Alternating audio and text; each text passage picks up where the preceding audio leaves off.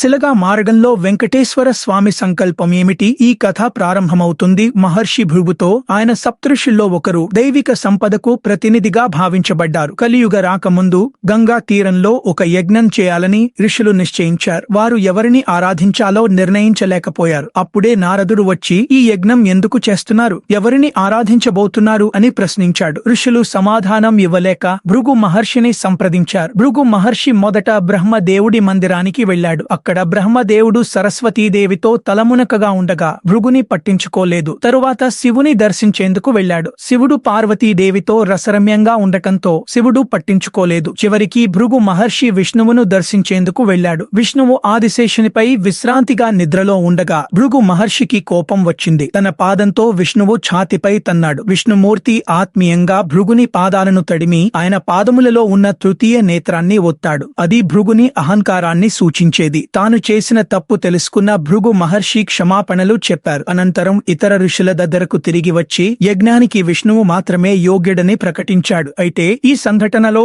మహర్షి భృగు చేసిన అవమానాన్ని గమనించిన లక్ష్మీదేవి విష్ణువుని విడిచి వెళ్లిపోయింది. లక్ష్మీదేవి లేకపోవడంతో విష్ణువు దుఃఖంలో మునిగి ఉపవాస దీక్ష చేశాడు. ధ్యానంలో లీనమయ్యాడు. ఈ పరిస్థితిని చూసిన బ్రహ్మ మరియు శివ ఒక పశువుగా మరియు దూడగా మారి వెంకట పర్వతాలలో ప్రవేశించారు. సూర్యదేవుడు లక్ష్మీదేవిని ఒక గోవిందగా అవతరించమని కోరాడు. తద్వారా చోళరాజు సేవలో ఆమె ఉండగలదు. చోళరాజు పాడే గొర్రెల మందలో బ్రహ్మదేవుడు గోవుగా మారి విష్ణువును ఒక పాములగూడెం అండ్ హిల్ లో పాలిస్తూ పోషించాడు.